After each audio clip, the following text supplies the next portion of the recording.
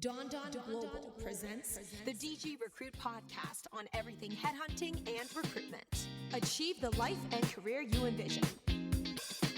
What's up, game changers? It's your host, Don, founder of Don Global, the headhunting and career coaching company helping you achieve the life and career you envision. Today I had a pretty awful call with the client, so I figured I'd make a podcast about how to qualify clients. I think it's actually really important for you to make sure that on the first call, and I mean it, the first call, you are setting the tone of how this relationship is going to work. And I'll tell you, the bad call that I had today with the client was a perfect example of this, because there were so many things all throughout that 45-minute call that I did not enjoy about the client. We had very different views on many different things that we just talked about in the call. And so when that happens, it means that you're going to have a very difficult time aligning yourselves with them, because you guys are coming from totally different worldviews. Now, obviously, in my line of work, which is recruiting other recruiters for recruitment agencies, the fee structure is very, very serious, and I take my job very seriously because I'm dealing with owners of recruiting firms, and they are usually cost conscious, very cheap, and looking to grind every single cent out of every single thing. That's going to be very different for the majority of other recruiters. In fact, what I used to do working with pharmaceutical companies, heck, it was like they had no limit to how much money that they had lying around to spend on recruiters. So for the majority of people, unless you are in a similar market to mine, which is financially very, very stingy, if you are not in that kind of market, then a lot of the stuff you don't have to worry too much about. I just remember, again, like I said, when I worked with these venture capital funds in biotechs and as well as pharmaceutical companies, they really didn't bat an eyelash. I could do 4 deals in a month totaling hundreds of thousands of dollars, and they wouldn't even care. But that's because the pharmaceutical industry is so strong financially. They're charging outrageous amounts of money for the drugs. So they have a lot of money to just blow, really, just to blow on anything. So that's a very unique situation. Most other companies and clients, including accountants, including lawyers, these are similar to my market now. And my market now is very, very stingy. These people are very counting every single cent, and they are not looking to part with their money easily. If they can use you for free services, i.e. building up their candidate applicant tracking system, heck, they will use you for as long as you let them. So this is why, whether or not you're in a market like mine, which is very, very cautious of bad players, or you're in a market like in pharmaceutical, you still want to make sure that you are not getting screwed over by a client. So here we go. I'm going to run through a number of questions that you'll want to cover on every single new client call, or a regenerated client that you're now going to do another search for them. Make sure you don't rest on your laurels and accept that they're actually going to value your time, because unless you're working on retained and they already paid you a certain amount of the commission up front, then you will have to be careful when you're on contingent to not waste your own time. The time that you waste, you will not get back. So what is the hiring need in a result of? The client that I had today, the one that I had a very bad call with, when I asked him, why are you guys hiring? You guys are a dinky little recruiting firm, essentially, of 5 people for the last 7 years. Why are you actually hiring? Because you've been 5 people for the last 7 years. Why now? Why now, brown cow? Why now? Because a lot of recruiting firms, if they're doing well, they're really growing at about 2 people at least a year, if they're growing at a rapid speed of a hiring level. Which is why usually when Grace and I work with recruiting firms, our minimum client size is 10 people. And the reason why we set that is because we don't trust these tiny little boutiques. Because it's like, well, why have you not grown? It's a red flag. It's like, why have you not grown so much? Why are you now looking to engage a search firm when you've gotten by so many years with such a small team? I mean, what is the hurry? Why do you even need to hire? And also, it gives you concern because this is a company that you're like, have you ever even worked with recruiters? Do you even know how they work? Right? And that's something you might run into as well with your clients. Do they even understand what recruiters really do? And if they do, then okay, how can we best work together to see if this is a search that you need my help on? Because don't ever forget, most companies have an internal recruitment team. And if they can fill the job without you and waste your time while they're at it, it's no shirt off their back. And that has happened to me last month. I had a client who literally last week, the weekend before, gave me a rec, submitted the candidate on Monday, and on Tuesday they did the interview, and on Wednesday they said, actually the hiring manager just found someone, we're good. We're not actually hiring more. So that client pulled the wool over my eyes. And I asked all the right questions, but still they surprised me. Now, again, the point here is that you can never be 100% right. That's my point. You can't always 100% control every single person's behavior, because a lot of people know the game and they'll know what to say to get the recruiter working just so they can fish expedition this thing. They want to go on a fishing expedition. So they want all these free candidates because you're on a contingent. They want to just look at them. They just want to look at them. And that shopping behavior is very common in bad markets. In bad markets, as in they're not doing really well financially, the companies have even less money to spend and they're being even more judgy. So in those moments, they have less work to do too. They're not as busy, or they just don't care. They have nothing to do. These HR people have nothing to do. So they're just like, let's just start pulling in candidates and start getting candidates as if we're actually hiring, because it's no shirt to just taste test. Right? It's no shirt just to interview, because these are all contingent searches. So why not just do random ass interviews? It's no shirt off their back. You have to understand there's no risk on their side, because as the client, especially if they're somewhat decent of a client, as in has a good brand name and no recruiters want to mess around with them, they'll just get whatever they can if they have the time and the willingness and the freedom to entertain interviews.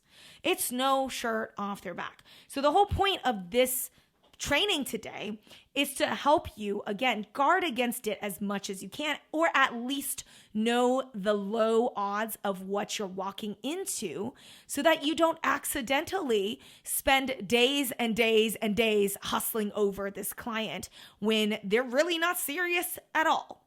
So let's continue talking about what you want to look for. And like I said earlier, what is the hiring need a result of? If there's no real good reason, then how the hell am I supposed to believe that you actually have a potent need, so potent that you're willing to pay me $30,000, $50,000 for it, right? People don't just like willy-nilly shell out that kind of money. There has to be a pain point. And if the pain point is not serious enough, then you can bet your bottom dollar they're taking you for a joyride. So another question that's similar to that is, what happens if you don't hire this person? What would you do? What happens if this role remains open for 6 months? What will happen then? The whole point of asking these type of questions is to see what kind of systems this company has as a backup. Will they be okay? Because you can tell a lot by a client's answer. If they're going to say, oh my God, I can't even imagine that. Don't even say that. That would ruin my life. That sounds like a genuine plea for help. If they're like, you know what, if we can't find the right person on perm, we're just going to contract it. We got a contract company that we work with and they're just going to fill it. Then you'll know, okay, this client has alternatives to me. There's a substitute to my service, which could impact how much they need my service. If there's an easy substitute and they can just find a temp worker, why the hell do they need to sign a retainer? They probably wouldn't, right? So you're just getting closer to understanding what is going on from the client's perspective, to put yourself in their shoes, to understand how their brain works, so that you can figure out how you can best play your cards in accordance to their personal strategy. So that's why you're asking all these questions. It's not just to have random conversations for fun. You're really trying to gauge how serious is this search, or is it just some bullshit, right? So that's the point. What would you do? How would you survive? What would you do if there was no candidate found, let's say for the next 7 months? Because, you know, there's summertime coming up. A lot of people are taking vacations. Candidates aren't available for interview. How are you going to manage all that? That hinges upon the interview process, right? That's what you're getting at. You're trying to drive this fear and reward scenario with the client. You're trying to show them, hey, listen, you can also be worried about not filling the role. I want to inject a little bit of fear, but I also want to sell you on how fast we can fill it if you get your shit together, i.e., get your interview processes streamlined, right? This is all part of the client negotiation process, is helping them get rid of the obstacles that are going to make your life harder.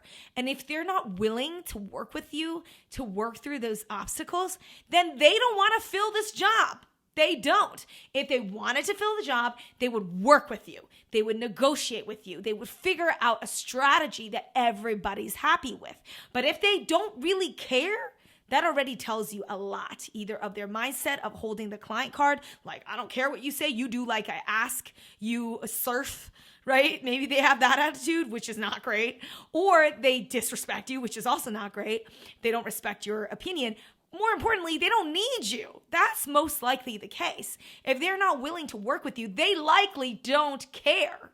And not caring is a sign of the most obvious clarity that they don't need to fill the rec as much as they just told you they did. Because if they're not willing to do anything to make your life easier or make the rec fillable faster, then how real is their supposed words? They're not real at all. So now another thing you want to find out with these clients is, what is the experience that they have had working with other recruitment agencies? Likely, you're not the only one that exists in your market. So you want to understand, what are their past experiences? Why have those engagements worked? Why not? What other recruiting agencies are they currently working with? I want to know, what are the alternatives back to that concept? What are the substitutes to my service? Just like in economics, if there are a lot of substitutes to your service, then why do they need you badly? They don't. They literally have a bunch of substitute services. So that's why you want to know, who's my competition? Who else is on this search? Who else do you have currently working on this search? Who else have you used working on this search in the past? You want to know what the competitive landscape is or was. This is another way of gauging, well, why didn't those relationships work out? Why did all those recruiters fail? And why do you think I will succeed? What are we going to do differently? Because here's another thing. If 20 agencies have come through the door before me, is it a me problem or is it a you problem? Who's that problem here? If there's tons of recruiters that you've worked with, but nobody seems to be good enough, whose problem is that? Is it the recruiters or is it the client? Right? So again, the whole point is not to preclude any client from any of these answers. It's not to say, oh, they answered one question, I don't like it, I'm not going to work with them. It's to look at the full picture so that you can build a case to yourself if this search is worth engaging with or not. Another very key element of determining a client worthiness is that you want to figure out, is the position signed off? How does the budget work? What happens if I find you 3 of these people? What happens then? Can you hire all 3? What you're trying to do here is to test out volume of hiring. You want to know, are they hiring one person or are they hiring 3 people? Because if they're just hiring one person, that drastically is a red flag. The reason why it's a red flag is that if they're working with other recruiters, then your competition just went up for 1 rec. If there were 3 recs, you would have more shots on goal to profit with the client. So again, this quantity of hire is a very important question that I always like to ask on. Because conversely, if I can get you 3 of these people, am I going to get paid out on all 3? I want to know, what is the healthiness, the budget friendliness that this client has towards recruiters? Because a client will tell you, hey, you know what, Don, we do not have the money to pay for multiple hires. We're not in that position. We're just looking to test and see which recruiters are good for this current search. If it works out, then you get the fee. If it doesn't work out, then we will fill the role ourselves, and that's just 1 role, and I don't need more than that. So if I tell you I found 1 hire and I don't need more help, then don't message me again. Then you know you're not going to waste a lot of time with that client because they only needed 1 candidate and you had a bunch of competition as well. So it's like, oh, that client's at the bottom of my list when it comes to trying to prioritize my workload. Other things that you want to know if there is an HR person involved, what is their level of commitment to searching for the role? If there is an HR person involved, ask them, where have you already looked so that I don't duplicate your efforts? Where have you already sought that you don't need me to go back to look again? Because the HR person knows that. Obviously, the hiring manager isn't out there doing market maps. So if you are working with the HR person, that's what I would like to know from the HR person. Also, I'd like to know the same question I mentioned earlier. What were their experiences working with past recruiters? What worked well? What didn't work out? What profiles work out? What don't work out? These are the easy questions of a candidate a rec qualification. What profiles work well and don't. I wouldn't say that that's a way to qualify the role, but obviously the more the client understands what works for them or doesn't is helpful. A red flag time. The client that we talked to today literally was just all over the place. TA person would suffice. An internal recruiter could work out in that case. They're also open to a global top producer that they're paying $200K for, but they're also cheap and don't want to hire a recruiter for for more than 70, 75 if all they've done is delivery. So again, they're all over the place. They were giving us numbers and qualifications that were just all over. It was actually, I don't know. You tell me. That is a humongous red flag. If a client is asking you to give them free compensation analysis, by the way, firms charge for that. I refuse flat out on client calls to give them compensation analysis. That is something else that you would pay me for.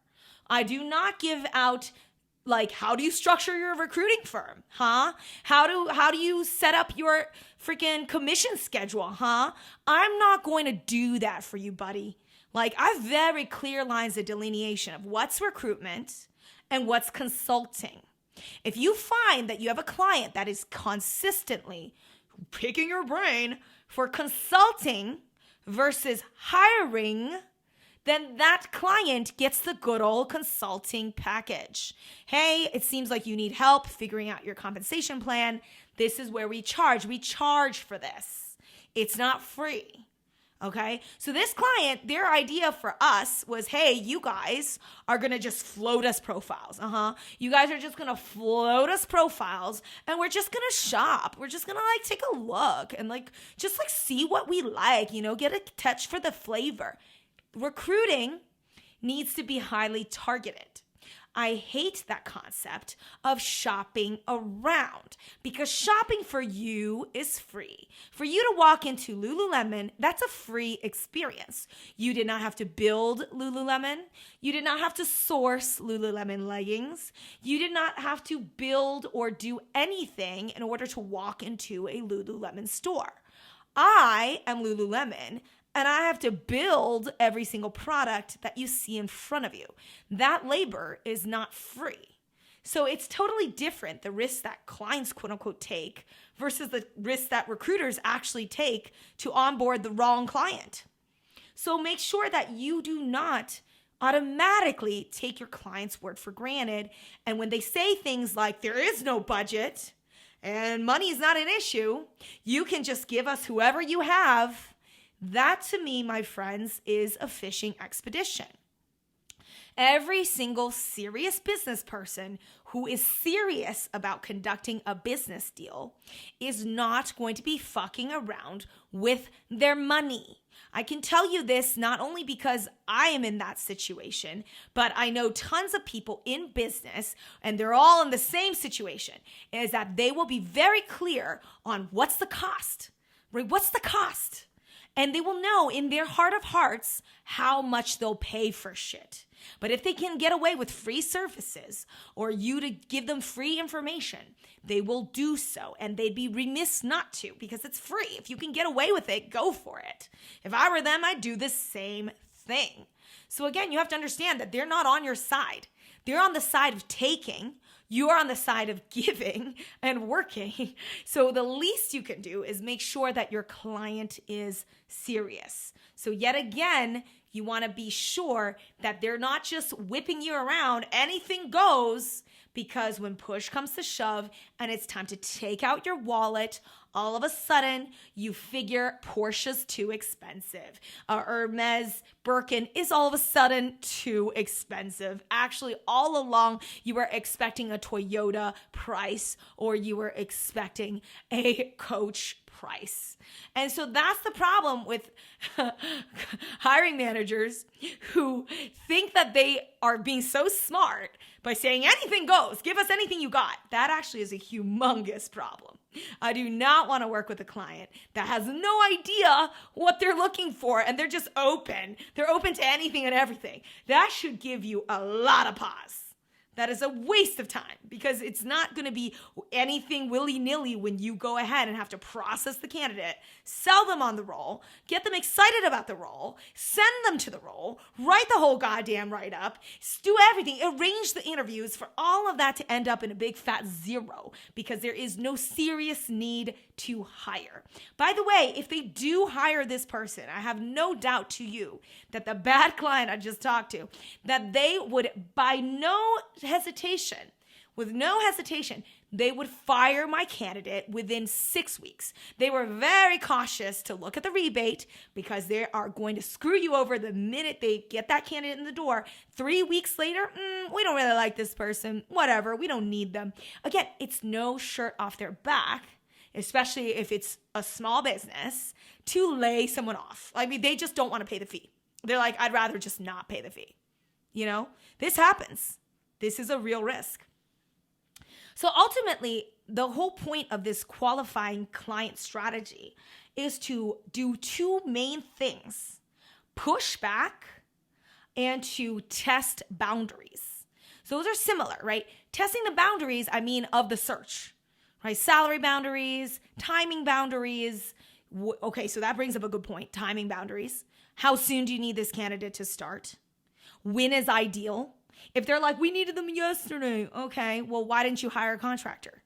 Right? So you want to really just continue testing the boundaries. Well, okay, the salary range is 130.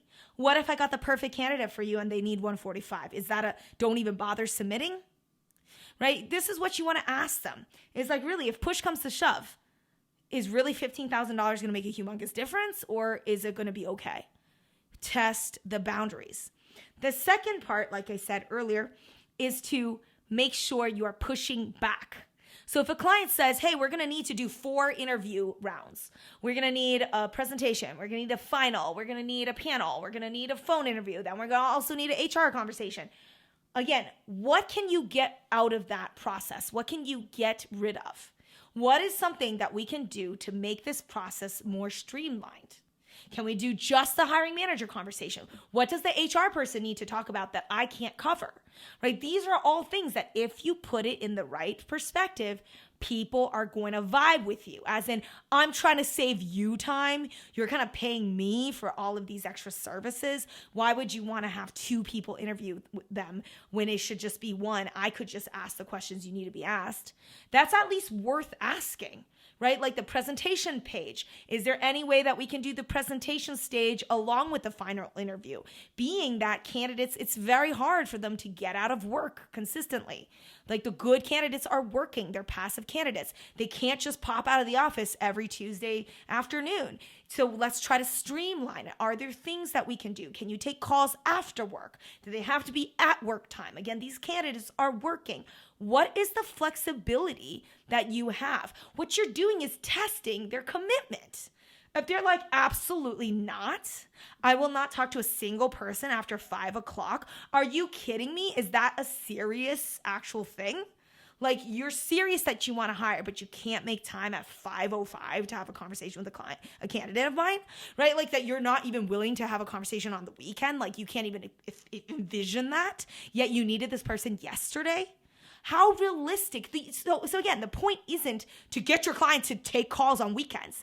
It's to test their commitment to how much they need the candidate. That is like half of this game. It's really not just getting the information. What it is intellectual wittiness. What you're trying to do is use your intellectual facilities to figure them out.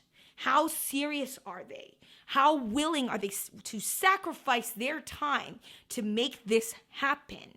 Again, it doesn't have to be that I actually push them to sacrifice their time, but I want to know, if faced with the option, would you do it? Would you do it? Right? That's the question I want to know, because then I know how serious and desperate you are, which is making me happy. Then I can go in with the easier sell for, let's say, retained. Like, you just told me you need this candidate right away. You just told me that you don't want this candidate to talk to multiple clients. Retainer is the solution. It preps you to then sell retained if you want to, right? It just preps you to just let them know, this is the option that I have. This is my solution for you, bearing in mind everything you just told me. I'm happy to help you get there, but you and I have to work together to get there. And this is how we're going to do it.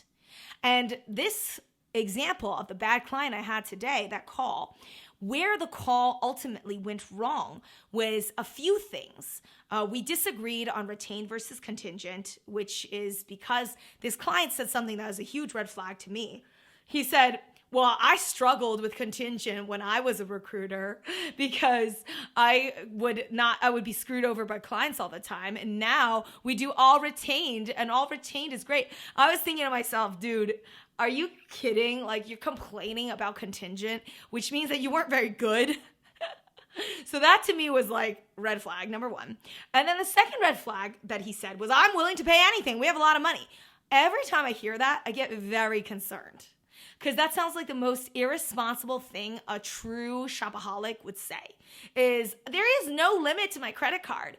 But then, come on, when you come to the reception, it's time to pay. All of a sudden, you want to haggle. All of a sudden, your wallet's looking a little light. So don't be irresponsible, right? So those are another thing. Another thing that he said that really concerned me was, I was like, yo, we need to figure out what are the salary bands that you guys have? What are the general ranges of the seniority level as well as the corresponding salary band? In fact, I think it would be worth it if you want to go back to the drawing board and actually figure that out and come to us once you have a clearer idea of how do you want to structure your recruiting firm? Right? So a lot of what we do when we're dealing with clients is actually client consultation. We look under the hood and make sure that their business is running smoothly. Because if their business is not running smoothly, I cannot in good faith take that on as a client. I just can't, because I know that fundamentally they have a problem. And the problem is that they're not situated operationally. And because they're not situated operationally, it doesn't matter how good the candidate I place there is. The candidate will fail. Either they will quit or the client will screw it up. Because companies that are messed up, that aren't well organized, do not do well as employers. They're not great employers because they themselves lack direction and organization. So when a client says to me that they don't know what people should be paid, and they've been in recruiting for 10 plus years, that is a humongous red flag. You are missing some very key information on how a recruiting firm runs. So if you haven't paid for that knowledge yet, and you're expecting us to educate you as the recruiting company, let me be very clear on what a recruiting company should be doing. And this is what I explained to the client. A recruiting firm, a headhunter, is supposed to be a sniper. We're supposed to come on in and fill the role exactly as you asked. But if you don't know what you want, then it's going to be very hard for us to sniper fill the role, because we're here to be snipers. That's the idea. We're not here to just grab a bunch of profiles and start shoveling it down your throat and seeing what works. That's not our job. Obviously, I didn't say that on the call. On the call, I said we are snipers and we're here to make sure that we are using our time wisely, and yours as well. We respect everyone's time to do placements. That's what we want to do. We want to make placements. That's the goal. The goal is to make placements. The goal is not to shop around and just test what works. That's not the goal. That is not the goal of what we're trying to do. We're trying to just fill the role exactly as it was dictated to us. So in order to do that, we need to have information. We need to have the exact information of how your brain works, what you think of, so that we can then do the same thing. We can go and put your hat on and do exactly what you asked us to do.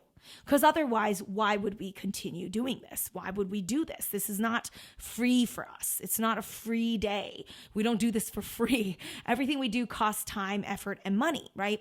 So you want to explain to your client that your time is valuable and that unless there is a very clear remit, a very clear understanding, and this is why retainers are so dangerous, if there isn't that clarity, then you will find that you and your client are going to bump heads.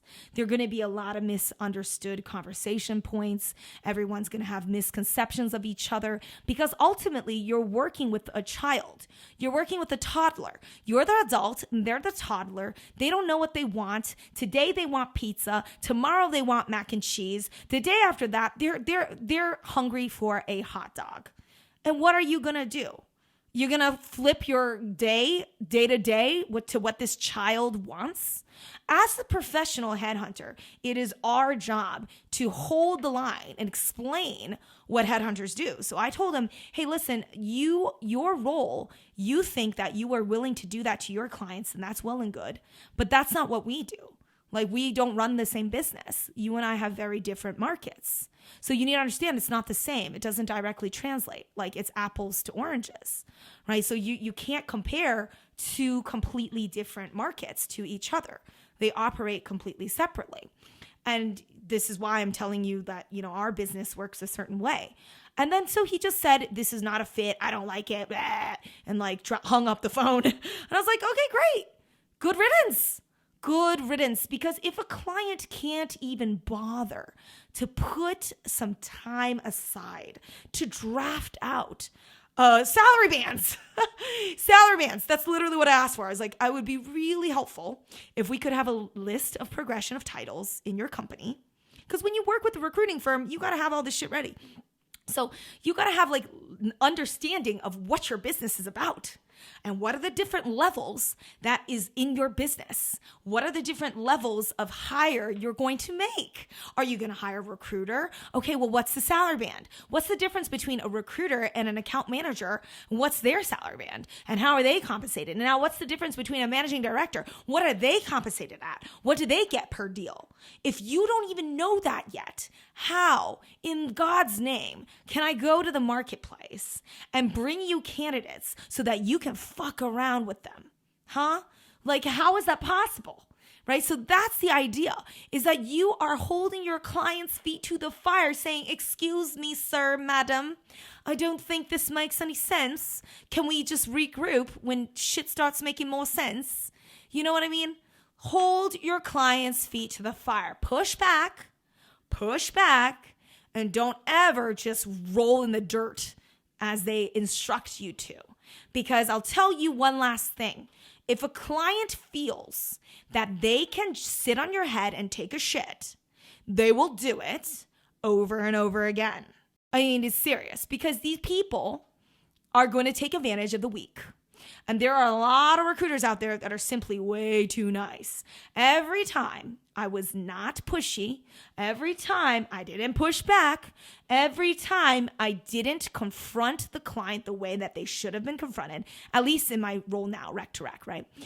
Every time I've not done that, we've ended up in a bad engagement where it was almost too easy. Like, getting the rec was too easy. And then you only find out through servicing the rec, there's a reason why this team is so small. There's a reason why this company never, ever grew. It's because they have some inherent problems. So again, like I said, this coaching might be most relevant to similar businesses to mine, which is recruiting for recruitment firms. So the same thing goes for law firms and accountancies. Differences are when you're working with Fortune 500. Fortune 500 has a lot of money that they can blow. Also, so does a lot of startups when they're being funded by all of this blind free money, scot-free. You can just spend it. So in those scenarios, trust the client is going to be less fussy. They have less skin in the game. It's not their own money. So make sure, again, keep that in mind. That does change the dynamic a bit. I'll tell you, I've never had a regulatory writing manager give a shit about what I charged their employer, because it's not coming out of their pocket. And when it doesn't come out of their pocket, they don't care. It doesn't come out of their budget. It comes out of a central recruitment budget. It has nothing to do with them. So when there's no skin in the game, then they don't care. And it's like free for all, right? So that's the ideal client, is you'll find a client that really doesn't care, will just spend fees willy-nilly because they can. All you have to do is bring in the right client. That is a match made in heaven. And that's the whole point of qualifying a client. Figure out if that is who they are or not. And if they are not, then make sure you are being very clever with how you're dealing with them. Because again, the last thing I want you to do is to waste a whole month or and a half just dealing with a client that isn't really serious, wasting your time and ultimately disappointing you. And you signed a non-solicit. So there you go. It makes it even more awkward. You can't even poach from them anymore. So again, that's my 2 cents on the situation. Take it with a grain of salt, because my market is very different than most markets I've ever worked myself. And I would say my market is very different than your market. And always take into consideration, what are the key pain points that you have faced, and how can you customize this conversation and these tips into your market of being relevant.